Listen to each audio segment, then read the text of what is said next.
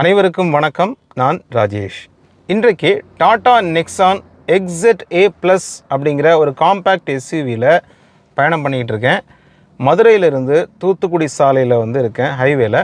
இன்றைக்கு இந்த காரை ட்ரைவ் பண்ணும் பொழுது நமக்கு கிடைக்கக்கூடிய எக்ஸ்பீரியன்ஸ், சாலைகளில் ஹைவேல எப்படி ட்ரைவ் பண்ணணும் அப்படிங்கிற எக்ஸ்பீரியன்ஸை இன்றைக்கு நான் உங்கள் கூட ஷேர் பண்ணுறேன். பர்டிகுலராக பார்த்தீங்க அப்படின்னா இந்த கார் ஆட்டோமேட்டிக் கார். ஸோ நம்ம இந்த இடத்துல எப்படி நைஸ் ஆக்சலரேஷன் பண்ணுறது, ஓரளவுக்கு நல்ல மைலேஜ் கிடைக்கிறதுக்கு நம்ம என்னெல்லாம் செய்யணும் அப்படிங்கிற விஷயங்களெல்லாம் அப்படியே நம்ம பார்த்துட்டே போகலாம். ஒரு ஆட்டோமேட்டிக் காரை ட்ரைவ் பண்ணுறதுக்கான அடிப்படையான விஷயம் என்னென்ன அப்படிங்கிறத பார்த்துருவோம். ஃபஸ்ட்டு பார்த்திங்கன்னா நமக்கு இந்த காரில் பிரேக் அண்ட் ஆக்சிலரேட்டர் ரெண்டு மட்டும்தான் உண்டு. Break, accelerator. கிளச் கிடையாது. இப்போ மேனுவல் காரில் கிளச் இருக்கும் இல்லையா, இதில் கிளச் கிடையாது. அப்போது நம்மளுடைய இடது காலுக்கு வேலையே கிடையாது. இடது கால் ஃபுல்லாக ரெஸ்ட்டு தான். வலது காலுக்கு மட்டுமே வேலை. Break and accelerator. ஓகே, இப்போ நான் காரை ஸ்டார்ட் பண்ண போகிறேன்.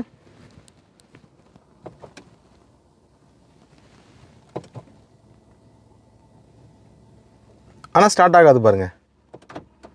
ஆஃப் ஆயிட்டா? ஏன் ஸ்டார்ட் ஆகலை அப்படின்னா நான் பிரேக் பிடிக்கலை. ஸோ ஆட்டோமேட்டிக் கார் பொறுத்தளவில் கண்டிப்பான முறையில் நீங்கள் பிரேக் பிடிச்சா மட்டும்தான் ஸ்டார்ட் ஆகும். நல்லா புரிஞ்சுக்கோங்க. பிரேக்கில் காலை வச்சுட்டு நியூட்ரலில் போட்டால் மட்டும்தான் ஸ்டார்ட் ஆகும். நீங்கள் ஆட்டோ மோடில் போட்டிருந்தாலோ இல்லை ரிவர்ஸ் மோடில் போட்டிருந்தாலோ ஸ்டார்ட் ஆகாது. ஸோ நீங்கள் நியூட்ரலில் போட்டுட்டு பிரேக்கில் கால் வச்சா மட்டும்தான் என்ஜின் ஸ்டார்ட் ஆகும். இப்போ பாருங்கள், ஸ்டார்ட் ஆகிட்டா? அவ்வளோதான். ஓகே, இப்போ ஸ்டார்ட் பண்ண பிறகு நம்ம என்ன பண்ணுறோம், ஆட்டோ மோடு போட்டுட்டு ஹேண்ட் பிரேக்கை ரிலீஸ் பண்ணிவிட்டு பிரேக்லேருந்து காலை எடுத்தால் வண்டி அந்த டிஃபால்ட்டாக ஒரு 800 RPMல இருக்கும் இல்லையா, அதனால் வண்டி மூவ் ஆக ஆரம்பிக்கும். இப்போ லைட்டாக பிரேக்கில் காலை எடுக்கிறேன். ஓகே, எடுக்கணும்னா மூவ் ஆக ஆரம்பிக்குது பாருங்கள். ஓகேவா? ஓகே, இனிமேல் தொடர்ச்சியாக நம்ம பயணம் பண்ணலாம்.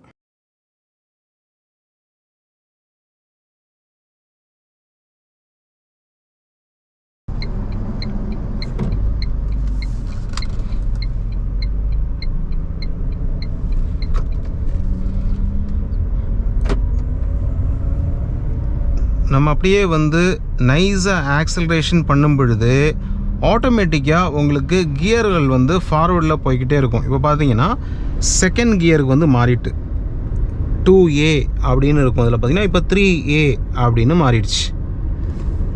இதில் பொறுத்தவரை பார்த்தீங்கன்னா இது ஆட்டோ மோடில் இருக்குது. நம்ம கியரை ஆட்டோ மோடில் போட்டுட்டோம்.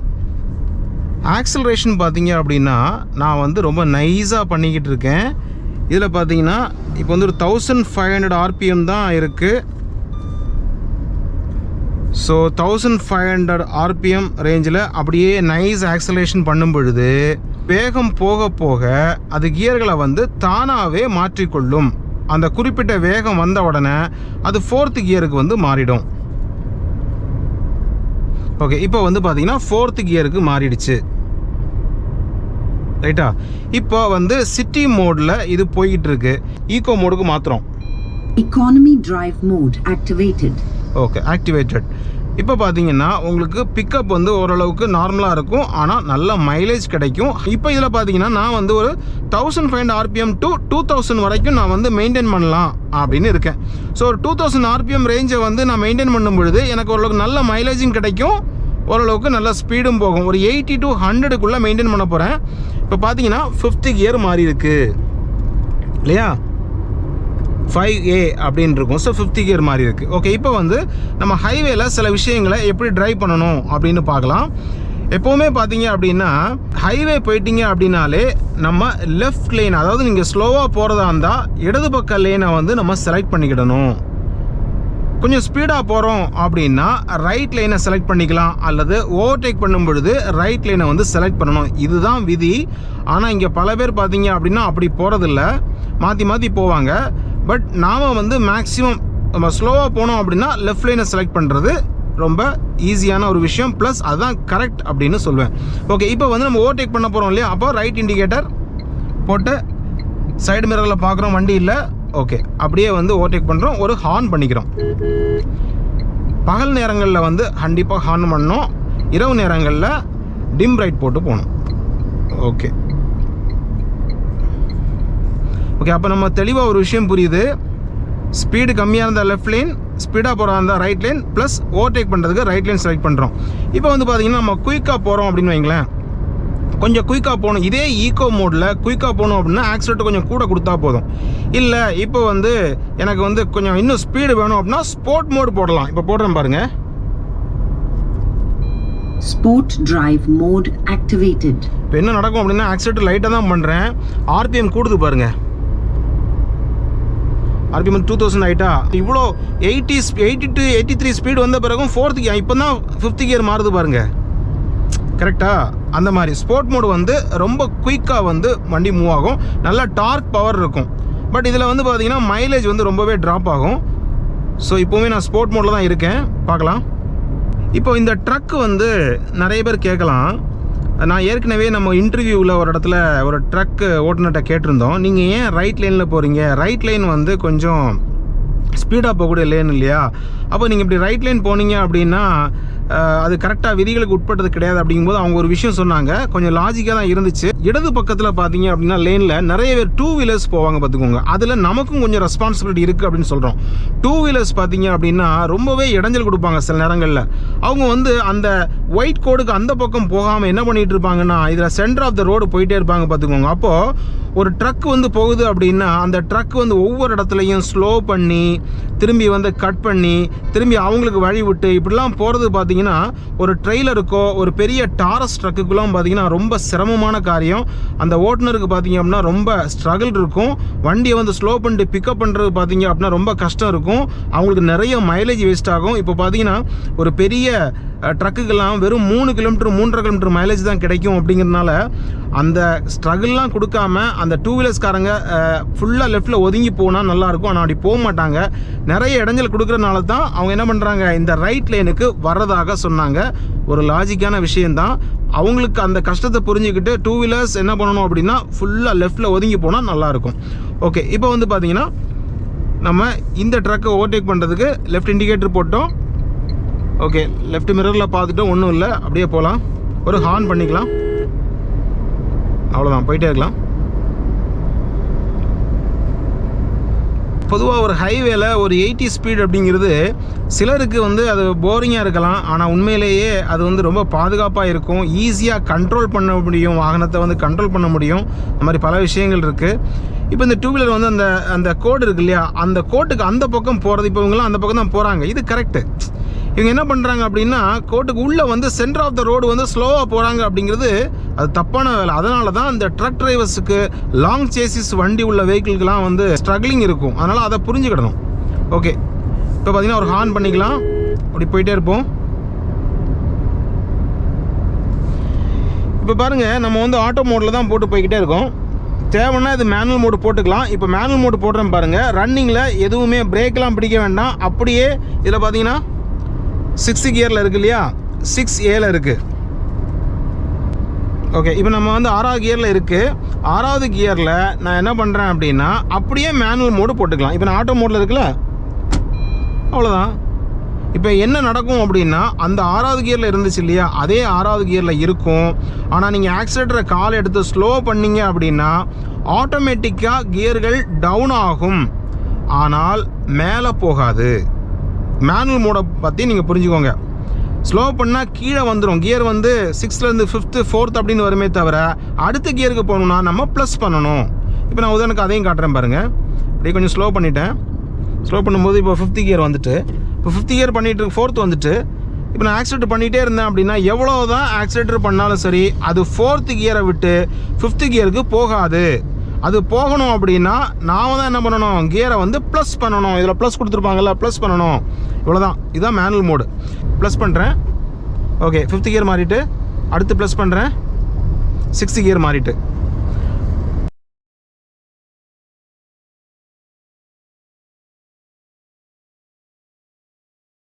நீங்கள் மேனுவல் மோடில் போயிட்டு இருக்கும் பொழுது ஆட்டோ மோடில் மாற்றணும் அப்படின்னா உடனடியாக நீங்கள் பிரேக்கெல்லாம் அடிக்க வேண்டியதில்லை, அப்படியே ஆட்டோ மோட் சேஞ்ச் பண்ணிக்கலாம். Economy drive mode activated. எப்போவுமே இந்த ஹைவே டிரைவிங் அப்படிங்கிறது கார்களில் ஒரு ரசிக்கக்கூடிய ஒரு டிரைவிங்காக தான் இருக்கும் அப்படின்னு சொல்லுவேன். நீங்கள் வேகம் வந்து ஒரு குறிப்பிட்ட அளவில் இருந்தால் அது ரொம்ப ரசனையாக இருக்கும். வேகம் அதிகமாக இருக்கும் பொழுது ரிஸ்க்கும் அதிகமாக இருக்கும். இன்னொரு விஷயம் சொல்லிடுறேன், நீங்கள் வந்து இப்போ ரைட் லைனில் போகும் பொழுது எப்பொழுதுமே ஒரு விஷயத்தை கவனமாக நீங்கள் பார்த்துட்டே இருக்கணும். இந்த ரைட் சைட் கார்னரில் பார்த்தீங்க அப்படின்னா ஏதாவது கல்கள் வந்து கிடக்கும். சில தெரியாமல் அதில் கல்லை போட்டு விட்டு போயிடுவாங்க. அதனால் ரொம்ப ஒட்டி போகக்கூடாது. அதே மாதிரி இந்த மாதிரி மரத்தோட இடையில பார்த்தீங்கன்னா ஆடு மாடு நாய் ஏதாவது ஒளிஞ்சு நின்றுக்கிடும் பாருங்க. திடீர்னு பார்த்தீங்கன்னா உள்ளேருந்து வரும். அப்படிங்கிறதுனால இந்த ரைட் லைனை செலக்ட் பண்ணி போகும் பொழுது ரொம்பவே கவனமாக அதை வாட்ச் பண்ணி போகணும். சடனாக வந்து உள்ளே வந்துடும், அது பெரும் விபத்துக்களை ஏற்படுத்திடும். அப்படிங்கிறனால இந்த விஷயத்தையும் கவனிச்சுக்கோங்க. அதே மாதிரி ஒரு ட்ரக்கு போகுது, இதோட சேஃபஸ்டான டிஸ்டன்ஸ் எவ்வளவு அப்படின்னு கேட்டிங்கன்னா, நம்ம வந்து நார்மலாக ரொம்ப நெருக்கி போவோம். ஆக்சுவலாக ஒரு வண்டியுடைய டயர் இருக்கு இல்லையா, அந்த டயர் வந்து நம்ம நல்லா விசிபிளாக தெரியுதுன்னு வைங்களேன். எவ்வளவு தூரம் நமக்கு விசிபிளாக தெரியுதோ அது வரைக்கும் நீங்கள் நெருக்கி போகலாம். அதுதான் பார்த்தீங்க அப்படின்னா ஒரு சேஃபஸ்டான டிஸ்டன்ஸ் அப்படின்னு சொல்லுவேன். இன்னும் நம்ம நெருக்கலாம். இந்த இருக்குல்ல, இவ்வளோ தூரம் நெருக்கி போனால் இது வந்து பார்த்தீங்கன்னா நம்ம காரோட ஃப்ரண்ட் பானட்டோட பம்பரில் இருந்து ஒரு 10 அடி தூரம் இருக்கும். அந்த ட்ரக்குக்கும் இதுக்கும் ஒரு 10 அடி தூரம் கிட்ட இருக்கும். நீங்கள் ரொம்ப நெருக்கி போனீங்க அப்படின்னா இன்னும் க்ளோஸ் ஆகும். பட் இந்த டயர் வந்து நமக்கு நல்லா தெரிகிற அளவுக்கு நீங்கள் விசிபிளாக வச்சுக்கிறது தான் ஒரு சேஃபஸ்டான டிஸ்டன்ஸ் அப்படின்னு சொல்லுவேன். ஆனால் இதே சமயத்தில் சில இப்போ பஸ்லலாம் பார்த்தீங்கன்னா டயர் நல்ல லாங் சேசிஸ் இருக்கும்ல. இப்போ வால்வோ மாதிரி பஸ்ஸில் அடியில் டயர் தெரியாது, பட் ஃபுல் அந்த வாகனத்தோட ஃபுல் விசிபிள் தெரிகிறது தான் ஒரு சேஃபஸ்டான டிஸ்டன்ஸ் அப்படின்னு சொல்லுவேன். ஓகே, ஓவர்டேக் பண்ணிடலாம்.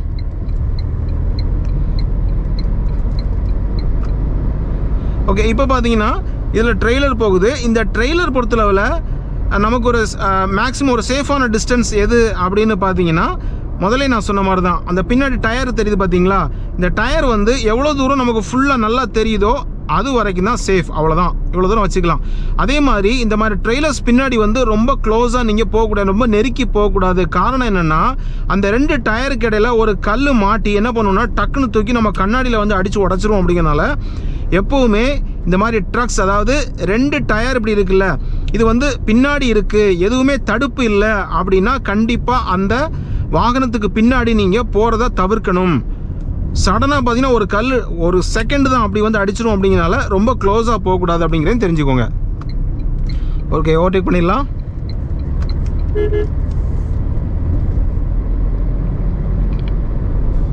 அதே மாதிரி சாலைகளில் நீங்கள் இந்த மாதிரி விண்ட் டர்பைனோட அந்த லீஃபெல்லாம் எடுத்துகிட்டு போகிறாங்க பார்த்தீங்களா, ரொம்ப லென்த்தாக இருக்கும்.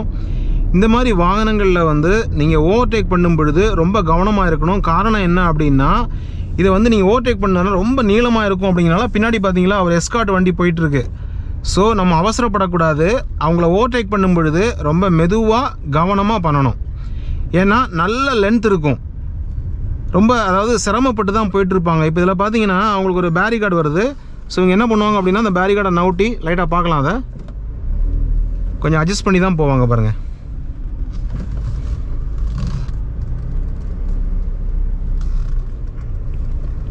ஸோ அதனால் நமக்கு வேறு ஏதாவது கேப் கிடச்சிது அப்படின்னா அப்படி போயிடலாம். இப்போ இந்த இடத்துல பார்த்தீங்கன்னா இந்த அவங்களுக்கு அந்த பேரிகார்டெலாம் நவுட்டிட்டு போக முடியும். ரொம்ப லென்த் இருக்குது பார்த்தீங்களா, அதனால் நமக்கு ஒரு கேப் கிடைக்குன்னா லெஃப்ட்டில் ஒரு கேப் கிடைக்குது, அந்த கேப்பில் நம்ம போயிடுவோம்.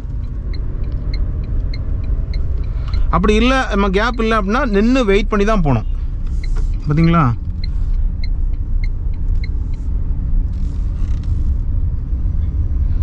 ஸோ நம்ம வந்து எப்போவுமே இந்த ட்ரக் டிரைவர்ஸ் அவங்களெல்லாம் வந்து ரொம்ப மதிக்கணும் அப்படின்னு சொல்லுவேன். அவங்க வந்து நம்ம இன்னைக்கு கார் அப்படிங்கிறத ஈஸியாக ட்ரைவ் பண்ணிகிட்டு இருக்கோம். ஆனால் அவங்களுக்கு ஒவ்வொரு கிலோமீட்டரும் பார்த்திங்கன்னா அவங்க நவுட்டி கொண்டு போகிறதே ஒரு பெரிய வேலையாக இருக்கும். அப்படிங்கிறனால நம்ம வந்து ட்ரக் ஓட்டுநர்களை ரொம்ப நாளாக ரொம்ப ரெஸ்பான்ஸ் பண்ணுவேன். ஏன்னா அவங்களுக்கான பெரிய ஒர்க், அது ரொம்ப ரெஸ்பான்சிபிலிட்டியும் கூட.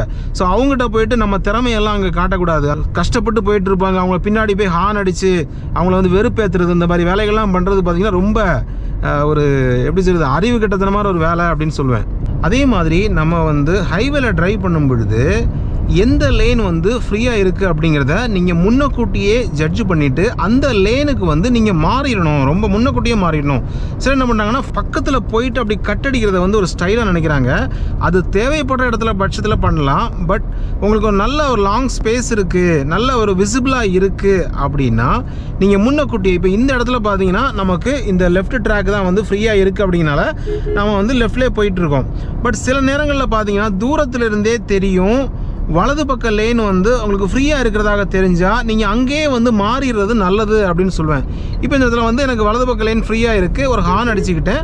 கொஞ்சம் தூரம் போனோடனே நான் திருப்பி லெஃப்ட் லைனை வந்து நான் செலக்ட் பண்ணுறேன். லெஃப்ட் இண்டிகேட்டர் போட்டேன், லெஃப்ட் லைனுக்கு வந்துட்டேன். அப்புறம் பார்த்தீங்கன்னா எனக்கு இங்கேருந்து பார்க்கும் பொழுது எனக்கு ஒரு விஷயம் நல்லா புரியுது. இங்கேருந்து ஸ்ட்ரெயிட்டாக பாருங்கள், இந்த லெஃப்ட் லைனில் ஒரு ட்ரக்கு போகுது. அப்போ நான் என்ன பண்ணலாம் அப்படின்னா, எனக்கு தேவைப்பட்டால் இப்போவே கூட நான் ரைட் ட்ராக்கு மாறிக்கலாம். ரைட்டா, நல்லா தெரியுது. இங்கே பார்த்தீங்கன்னா ரைட் ட்ராக் தான் ஃப்ரீயாக இருக்குது அப்படின்னு தெரியுது. அப்போ நான் வந்து ரைட் ட்ராக் கூட போகலாம். பட் ரைட் ட்ராக் போகிறதுக்கு முன்னாடி பின்னாடி வண்டி வருதான்னு பார்க்கணும். இதில் பின்னாடி வண்டி வருது. ஸோ அவங்க போன பிறகு என்ன பண்ணலாம், ரைட் ட்ராக் வரலாம். அப்போ நம்ம இங்கேருந்து தெரியும் எந்த ட்ராக் வந்து எந்த லேன் வந்து உங்களுக்கு ஃப்ரீயாக இருக்குது, எந்த லேன் ஃபாஸ்ட்டாக இருக்குது, எந்த லேனில் போகக்கூடிய வாகனம் ஸ்பீடாக போய்கிட்டு இருக்கு அப்படிங்கிறத நீங்கள் முன்னக்கூட்டியே ஜட்ஜ் பண்ணுறது ஹைவே டிரைவிங்கில் மிக மிக முக்கியமான ஒன்று. ஓகே, இங்கேருந்து பார்க்குறோம் நமக்கு 2 லேனுமே ஃப்ரீயாக தான் இருக்குது. இப்போ ஃபாஸ்ட் லைனாக இருக்கிறதுனால நான் ரைட் லைனில் இருக்கேன். இன்னொரு விஷயம், முக்கியமான விஷயம் சொல்கிறேன். ஒரு ட்ரக்குக்கு பின்னாடி நீங்கள் போகும் பொழுது ஒருவேளை அதில் ஜல்லி ஏற்றிட்டு போகிறாங்க, அவங்க வந்து தார்பாய் போட்டு மூடாமல் போகிறாங்க அப்படின்னா அந்த ட்ரக்கு பின்னாடி ரொம்ப நேரம் போகிறத வந்து நீங்கள் தவிர்க்கணும். ஏன் அப்படின்னா அந்த ஒரு ரோடு மோசமாக இருந்துச்சுன்னா ஒருவேளை ட்ரக் வந்து லைட்டாக ஜம்ப் ஆச்சு வைங்களேன், அந்த ஜல்லி கல் வந்து கீழே விழுந்து நேராக வந்து நம்ம ஹெட்லைட்டையோ இல்லை விண்ட்ஷீல்டையோ உடைக்கிறதுக்கு வாய்ப்பு இருக்குது. அப்படிங்கிறனாலையும் ரெண்டாவது பார்த்தீங்கன்னா அவங்கள ஓவர்டேக் பண்ணும் பொழுதும் கவனமாக இருக்க வேண்டும். ஏன் அப்படின்னா சைடில் கூடலாம் வந்து அந்த மேலே கூட சைடில் கூடலாம் அந்த கல்லுகள் விழும். அப்படிங்கிறனால அப்படி ஓவர்டேக் பண்ணும் பொழுது பொறுமையாக பார்த்து அதில் ஏதாவது கல் விழாமல் இருக்காங்கிறத பார்த்து கரெக்டாக நீங்கள் ஓவர்டேக் பண்ணி போயிடணும். ஒருவேளை கல் வந்து கீழே விழுந்துக்கிட்டே நான் நிறைய வண்டியில் பார்த்துருக்கேன். அப்படி விழுந்துகிட்டே இருக்குது அப்படின்னா அது விழாத இடத்துல பார்த்துட்டு அதெல்லாம் நல்லா ஒதுங்கி போயிடணும் அப்படின்னு சொல்லுவேன். இது வந்து பல கார்களில் இந்த மாதிரி கண்ணாடிகள் உடைஞ்சதை நம்ம பார்த்துருக்கோம். அது கவனக்குறைவாக இருப்பதால் தான். ஓகே, நம்ம லெஃப்ட் இண்டிகேட்டர் போட்டு ஓவர்டேக் பண்ணிடலாம். பெரும்பாலும் நம்ம ட்ரக்கை வந்து எப்போவுமே ரொம்ப நெருக்கி ஃபாலோ பண்ணி போகிறத தவிர்க்க வேண்டும். இப்போ நான் பிரைட் போட்டு போயிட்டுருக்கேன். பிரைட் போடும் பொழுது எனக்கு நல்ல ஒரு விஷன் கிடைக்கும். ஃப்ரண்ட்டில் வந்து நல்ல வைடாக தெரியும், லாங்கில் வந்து எனக்கு நல்லா தெரியும். ஓவர்டேக் பண்ணும் பொழுது டிம் பிரைட் பண்ணுறேன். அப்படியே லெஃப்ட் இண்டிகேட்டர் போட்டு லெஃப்ட் லைன் செலக்ட் பண்ணிவிட்டு ஸ்டடி பண்ணிடுறேன். இப்போவும் பார்த்தீங்கன்னா டிம் பிரைட் பண்ணுறேன். தேவைப்பட்டால் ஹார்ன் அடிச்சுக்கலாம். இப்படி தான் நைட்டில் பார்த்தீங்கன்னா ஹைவேல இப்படி ஈஸியாக போய்கிட்டே இருக்கலாம். தேவையில்லாமல் எங்கேயுமே நீங்கள் பிரேக் அடிக்க தேவையில்லை.